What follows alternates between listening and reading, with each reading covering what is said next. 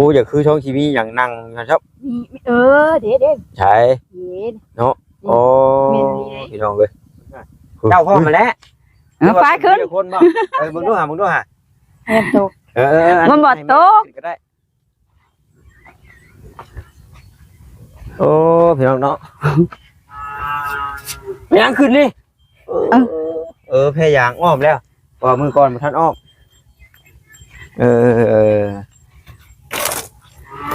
เอาจริงคือเคยขึ้นอยู่ดีสบายเลยเนาะมาดิตกบ่ตกเนี่ยมันบ่ตกโอ้คืออันนี้ลูกชายเจ้าบ่แม่นโอ้แรงนี่อันพูดช่วยเข่ากับแม่นบ่น้องแพทย์ฮะน้องแพทย์แพทย์บ่ฮะแม่นเอาคนพูดเสื้อดำขึ้นหน่อยได้อยู่หน่อยจะได้เลยแต่พอสิหาอ้ายนี่เด้อบ่แม่นว่าท่านว่าซี่ได้ก็อยากได้ทั้งได้แต่ความกระปากนี่เบิ่ง1นับไปนับมาเด้อ2 3 4 5 6 8 9 10 11 12 13 14 15 16 17 18 19 20 21 22เอา23น้องน้อยนี่ชัดกว่าโยกนึงโอ้นี่23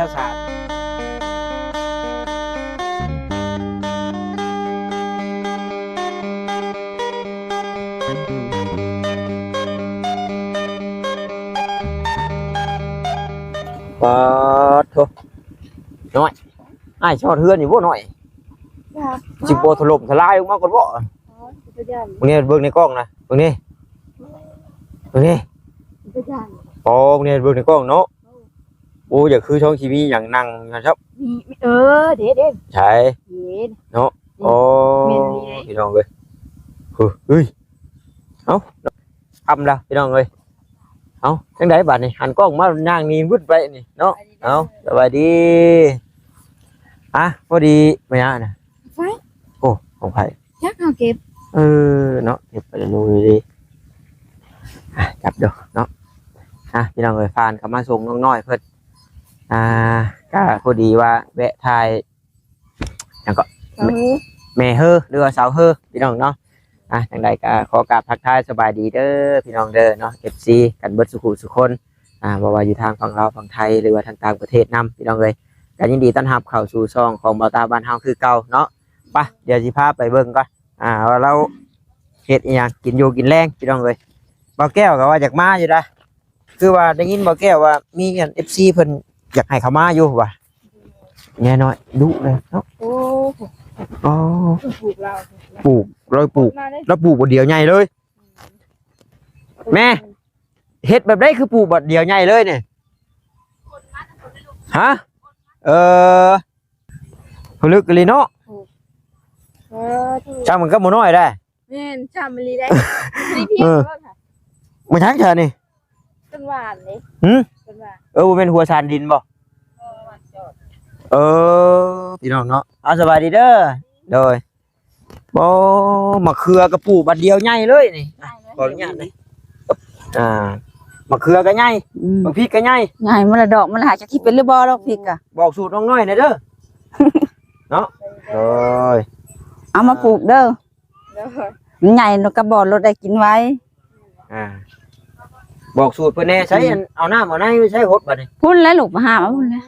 แต่น้องพายผู้โดยคุณเล่นเนาะ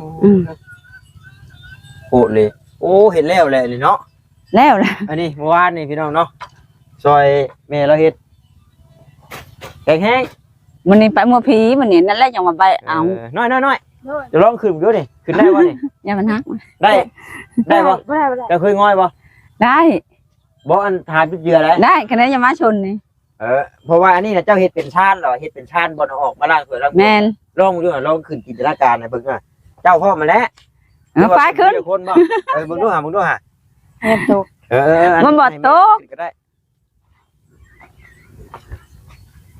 โอ้พี่น้องเนาะไปยังขึ้นนี่พยายามอ้อมแล้วพอมือก่อนมาท่านอ้อม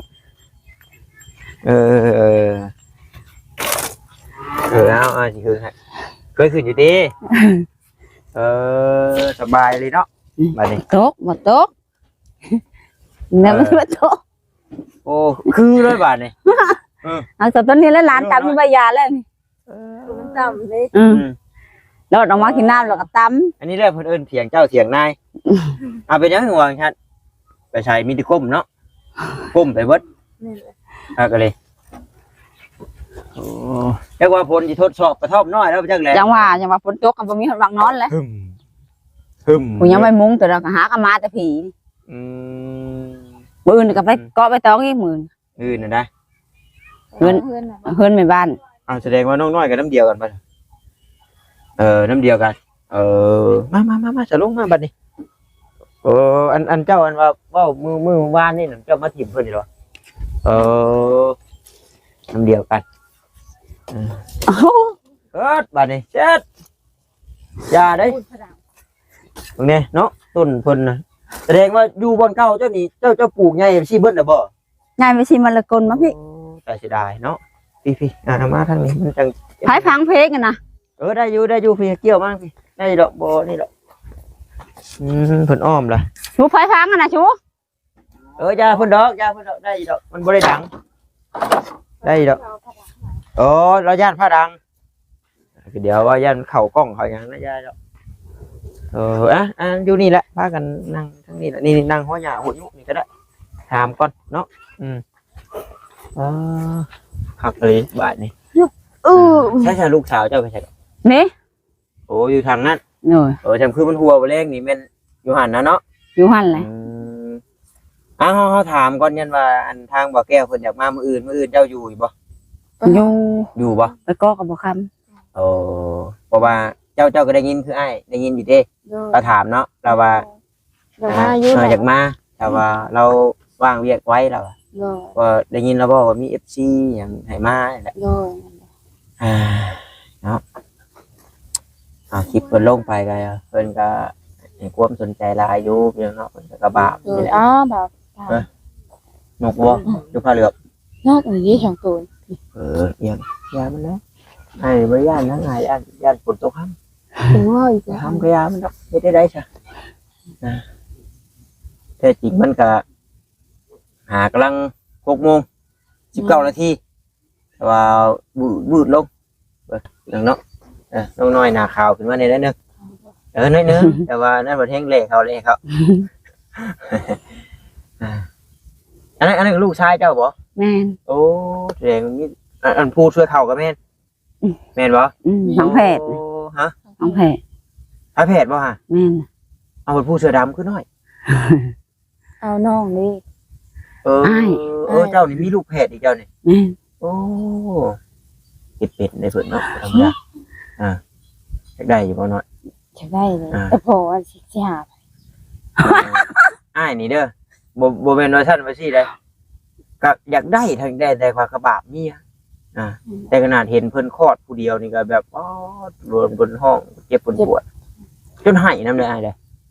จะทุกข์เขาจะบ่ลำบากบ่ได้เจ็บปว ได้ ด ง่ายบ่เจ้า หน่อย เป็นผู้บางคนก็ได้ง่ายนะ คู่คนมันบ่เคยไปชุกชลาเลยลูก6-7 คน ได้เองเลย ได้เอง อันผู้พอสร้างเอาไปเลี้ยงชนก็ได้กับเอ้ยนะ ยาแล้วเนาะมีแต่ดินเพิ่นกันนี่พี่น้องอันนี้น่ะคันนาเจ้านี่คันนาเพิ่นนี่เจ้าคุดสิเพิ่นบ่ได้ให้บ่ บ่แล้วเพิ่นคว้าออกมาให้ปานแทน เพิ่น นี่ เพิ่นให้ครัวอันเป็นขั้นแดนสิเลยแบบนี้น่ะ คันแดนก็เพิ่นว่าบ่เชิงปั้นข้าวดินโตโพดหมูเอ้ยว่ะ โอ้เพิ่นว่าเจ้านี่ยับเข้าดินเจ้าแห้งโพด โดย ให้อยู่เพิ่นอยากเว้าซั่น ก็บ่เชิงเพิ่นว่า ยันว่าโตเอาดินเฮานี่นะใคร พี่เพิ่นว่าพี่ เจ้าก็แถมๆไหม เพราะว่ายามันบ่เลยก็ไปดินคุณเลยแต่ว่าอันนี้ก็ปั้นเชิงน้ำหลังซะ แต่พวงเพิ่นท่วงนี่ต้องแถมได้เด้อ แถมแล้วบัดนั้นก็หอนออกเขาบ่ได้เลย สำบายมื้อนี้ยากมื้อหน้าได้ แม่น มีแต่ว่าพวมเจ้าของดินเพิ่นว่าโอ้มันโมเมนต์แล้วจังซี่แหละพวมนี่นํกันแหละเฮ็ด เพิ่นให้เอาไม้ต้นซื่อๆแล้วมาแทกเบิ่งว่าตัวบ่เชื่อพี่ว่ะ เอาเสื้อกันดิ โอ้ ต้องเข้าพี่ว่ะ พี่เนาะ เจ้าของดินน่ะทวง แม่นโยน่ะมันยังอยากอันเข้าไป แม่น นี่โยอายุเพิ่นท่วงอันนี้ยันว่าท่วงว่ารูปเอาดินเอาดอนเพิ่น บ่เพิ่นทวงมันเข้าดินขอโพดหอมบ่ได้ตัวแห้งหอมว่ะโพดข้าวโพด นี่เนาะอันนี้ก็เนาะ เจ๊คนนี้พี่น้องเอ้ย โดย โอ้ เด็กตัวนี้ตัวนี้นี่แม่นของเพิ่นจักแม่นคูณจักแม่นก่อนเนี่ย ถ้าขอเขาลืมเลย ลองโยกดูหน่อย โดบ โยกดู โยตะพูนโยตะลัก พี่น้อยเริ่มเดี๋ยวพี่ ไปเยอะ โยกกันแล้วเจ้ากะโยกด้วย โยกควายมาโยกยาว โยกเงาเลยเบิ่งเอาโยกเจ้ากับโยกกันน้อยเพิ่นผู้ใดสิได้จักนี่ก็กันเชิงลักเบิ่งหนึ่งนับไปนับมาเด้อ 1 2 3 4 5 6 8 9 10 11 12 13 14 15 16 17 18 19 20 21 22เอาสาว น้องน้อยนี่ชัดกว่าโยกนึงตัวนี้23แสดงว่า23เมตรทั้งนี้ได้ พุ่นนี่23ข่อย22โดยอันทางนี้แสดงว่า22เมตรนะ แม่ ทางนี้จะโยกเบิ่งอันนี้ จังฮู้ว่าหยังคูณหยังที่นะเบิ่งว่าตา 1 2 3 4 5 6 7 8 9 12เครื่อง เก้าครึ่งไอ้ เอาไป12เครื่อง เจ้าดิ ก็9ครึ่งนี่ เก้าครึ่งแสดงว่า22เมตรคูณบ่ฮอด10เนาะ22เมตรคูณ9ครึ่ง แม่น เจ้ามันโยกด้วยเดียวนึงปีนี้แต่แอะอยู่ พุ่นนี่เป็นขาสั่น แม่นเลย เจ้าโยงกูน้อยอยู่เมตรเท่าไหร่เจ้า จังแรกขอเขาจ้ะ ถามคนมานอนเฮือนไม่บ่ได้พันดีบ่มื้อคืน ไว้ผัน โอ้ยเนาะว่าสิถามเลขอยู่ป่ะบ่พันครับ จักไปเมื่อพี่จักเพิ่นให้เลขเพียงในกระโปรงพาวตะลังนาผมว่าใส่คนบ่เป็นเรื่องชื่อนอนละใบจำนะหมู่ว่าขอเลขนั้นเลขนี้ แล้วติพากันเฮ็ดกินจังซ่าบุญอยู่นะ แกงทำไม ไปเบิ่งก่อนนะซะเนาะไปเบิ่งเนาะ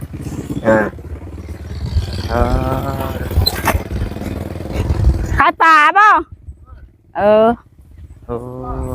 บ่มีเงิน แกงหน่อไม้เพิ่นว่าเบิ่งหน่อยเพิ่นน่ะแฮงโหดกว่าจ้ะโอ้แกงไม่กิโลบ่นี่ เฮ็ดดอกนึง2ดอกเอาน้ำนั่น เครียด เอ้ยแม่งข้าวสาร ดังนั่นเนาะดังเห็ดเตาเนาะ รับได้บ่ ว้าลมมาเลย ลมมา เนาะได้ปุ๊บแล้วเฮาเนาะไปแต่ยันพายุถล่มทลายมีแต่ว่ามื้ออื่นถ้าว่าเจ้าบ่มีเวียกหยังก็ถ้าว่าก็ตองก็มาไว้เด้อยันว่าบ่าวแก้วเพิ่นเล่นเข้ามาหาอันนี้เฮาจักเพิ่นสิมายามใดนี่ก็บ่จักแต่ว่าเพิ่นเว้านะว่านี่ป้าเสมื้อก่อนนะพายุมาเลย โน่ เดี๋ยวมื้อหน้าสิไปลิ้นน้ำใหม่เด้อ โน่ โดยสวัสดีท่านเนาะพี่น้องเลยเนาะแวะเบิ่งเพื่อนดอกเนาะพี่น้องเนาะพอถ้ากับบ่ได้มีมาม่าปลากระป๋องติดไม้ติดมือมาพี่น้องเลยเนาะแต่ว่าได้มาคักเลยกินข้าวแรงนี่ทุกมาแล้วพี่น้องเนาะอุ้ยลมวุ่นมาแล้วบาดขับรถเย็นด้วยน้องเนาะจับเดินทางได้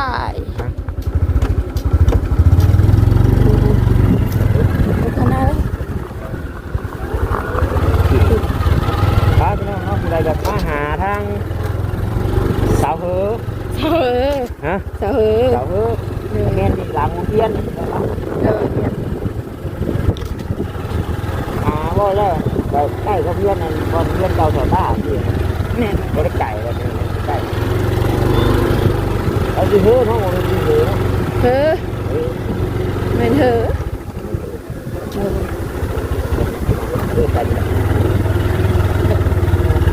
เอาตอนสุดท้ายมาสุดที่ทางก็ไม่ได้จักซื้อไดแม่ฮะไม่ได้แม่จักคันได้ถ่ายได้ผู้อีกแปลกแล้วคนบ้าคนลายเดียว แม่นเลย มันง่ายเพราะคนชื่อไปได้ หลายคนเนาะในคลิปเด็กก็มีมันจำนวนหน่อยก็จำนวนหลายนี่ แม่นเลย เพื่อนกับอาจารย์นี่แน่นี่อุทิศนี่ชื่อได้อาจารย์ แม่นเลย เป็นอาจารย์นี่ชื่อกูได้แล้วคือหลายคนเลยตะปูมาดูไปชื่อ คือได้แต่น้องนิ้วแล้วตอนนี้กัน แม่นแบบนิ้ว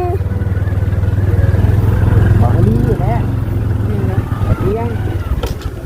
แม่นเลยบรินี่ก็บ่ยกชื่อมาได้ จะชื่อว่า เลยชื่อแรกๆนี่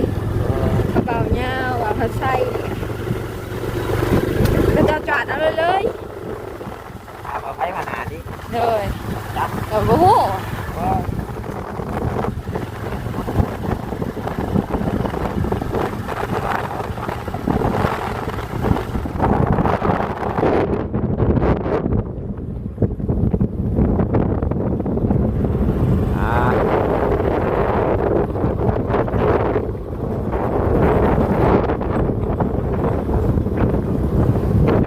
แล้วทำแล้วพี่น้องครับ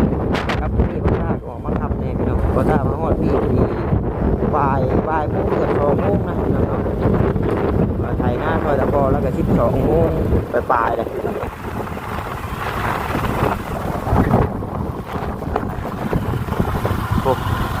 จะยากเนาะ มือกำลำเขียวมาเลย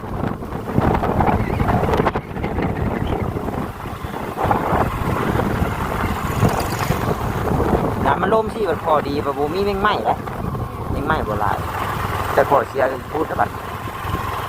คุณไปอยู่ในหูตาจะแช่เลย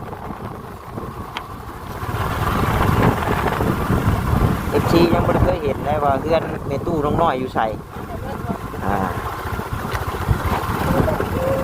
ไก่ปะ ไป ไก่โอ้ที่ท่านไปนี่แหละแต่ว่านี้เพื่อนนั่นเจ้ามาสากแบตตะเกานั่นบ่ โดย แน่นอนโอเคไปลืมหนึ่งบ่โอเคไปน้องเนาะ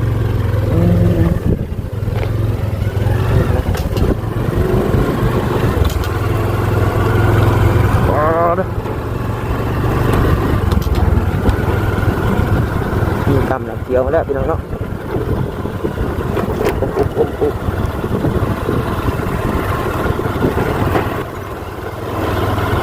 เดือนนี้น้องเบิด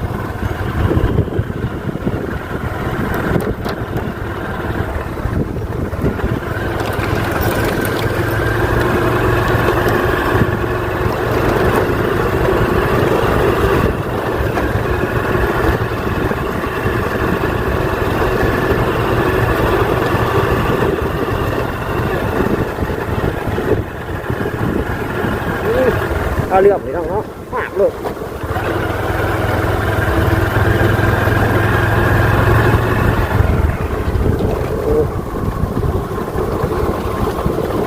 ตัวหาเถ่าบ่ฮัลโหลตัวหาเถ่าเบิ้งทูชาดูบายดีดูเช้าแล้วบ่ไข่เช้าแล้วบ่เช้าแล้วบ่บอกว่าลุงเพิ่นดูเช้าแล้วบ่มาเด้อพี่น้องเด้อกินข้าวเด้อมาต่ออยู่เฮือนพี่น้องเลยเนาะความหันผ้าลงฝนตกผ้ามืดฝนมารถไปได้น้อยเอ้ยว่ามื้อคนว่ะเดี๋ยวว่าอาการน้องมินี่เพิ่นก็ใครเนี่ยแล้วพี่น้องเนาะเดี๋ยวว่าเช้าละเช้าละ ยา2 เข็มมัน ป้าสวดแกงไม้แล้วแม่ละ อุ้ยเพชรได้โลนี่เพชรอีหล่ากินเลยได้โลอยากกินอะไรว่าเพิ่งไปเอาให้อยู่ตู้มาในตู้ให้น้ำลืมมือน้ำเมื่อคืนนี่พี่น้องเนาะลูกขึ้นมานั่งบัดเจาะเอาในมือซีขวดนมมาบีบจะพอบัดเปะเพิ่นว่าเอาน้ำมาได้เฮ้ยอยากกินน้ำอาม่านี่ของพ่อมั้งพ่อขอเด้อเป็ดหุ่นของมินี่ว้าลายเลยว้าเด้อเป็ดเพิ่นว่า กูจะก่อนเผ็ดนะฮะเผ็ด บีบพี่น้องเนาะบีบนมย่างเปียกนี่ว่าตื่นมาแล้วโอ้ย แม่เป็นผู้ซักอะไรกัน เจาะพอนี่มือเพิ่นนั้น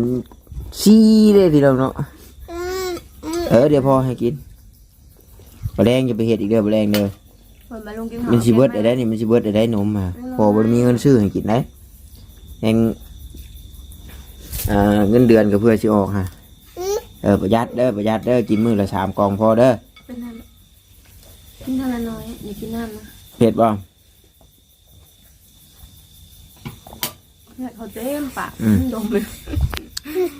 เอาได้ไหมนี่เอาได้ไหมน้ำนี่เอาได้ไหมพอยินเลยแล้วก็ไม่ต้องกินยังกระดมเบิ่งกินเบิ้งพอกินน้ำนั่น แซ่บเนาะ ไปหาเหียคางมาเลยนะไปเจาะบึงหน้าก็เลยไปหาเสาะบึงหน่อไม้พอได้แกงเนาะ ให้กลัวไม่เท่าตื่นมาตัวให้บ่เท่าฮะมินี่ให้บ่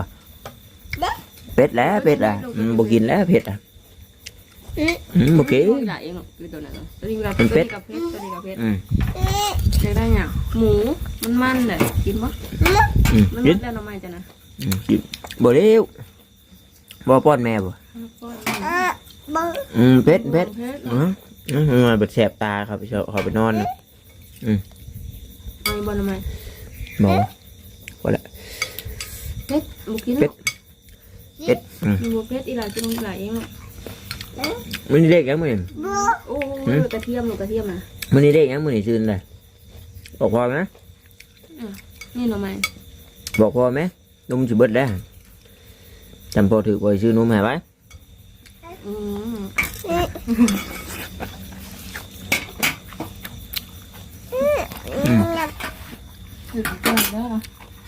พอพอพอไม่นี่ยังบ่เผ็ดยังบ่เปื้อนเผ็ดเพราะว่าเพิ่นกินข้าวก่อนแล้วพี่น้องเนาะเพิ่นกินพร้อมกับแม่เฒ่าบ่กินหลายหน่อยไม่เด้อ เดี๋ยวโดนกินเพื่อมันจะพูนกับปองไม่แซ่บป่ะแซ่บป่ะแซ่บป่ะไม่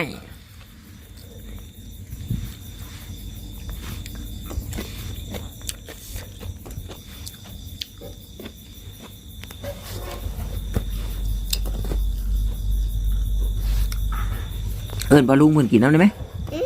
นั่นปลาลุงกินน้ำไหมฉันปลาลุงกินน้ำไหมกินเด้อเถอะกินน้ำไม้น้ำเด้อเถอะว่าเบ้อเป็นได้ฮื้อนี่นู้2 ปีแล้วเป็นได้ฮื้อเต็มผงแกะเกือบพอเกือบทวงเกือบใช่จะเกือบเป็นนี่เด้อใช่ว้ายมินี่บ่มีเกือบมินี่บ่มีเกือบยำเต็มปากเลยยำบ่ได้ไปขายเด้อยำบ่ได้ไปขายเด้อผู้หน่อยแค่ไหนยำบ่ได้ไปขายหน่อยแค่พี่น้องเนาะถือว่าน้องมินี่เพิ่นก็เศร้าแล้วพี่น้องเอ้ยขอบใจหลายๆเนาะทุกกำลังแห่งใจสีเพิ่นว่าเศร้าไว้เด้อว่าซั่นเศร้าแล้วล่ะพี่น้องเอ้ยเฮงบ่อยากพ่ออยู่เนาะเนี่ยนี่ไข่สั่นกับป้าโอเคสั่นพี่น้องเอ้ยคลิปนี้ก็คือจะได้ขอลาก่อนสบายดีเด้อพี่น้องเด้อบ๊ายบายยำบ๊ายบายบ๊ายบาย